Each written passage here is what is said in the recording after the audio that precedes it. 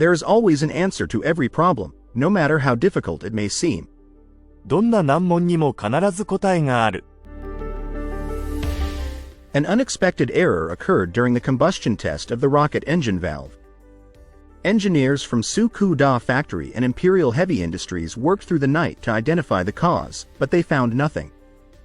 In the midst of this desperate situation, President Tsukuda encouraged his engineers with the words, "There is always an answer to every problem, no matter how difficult it may seem. As long as you keep trying, you will eventually find the solution." He then took the bold step of cutting open the valve and observing the cross-section with the naked eye. In the reflected light, he discovered a tiny scratch that served as a crucial clue in pinpointing the source of the error. His initiative and insight led to the resolution of the difficult issue,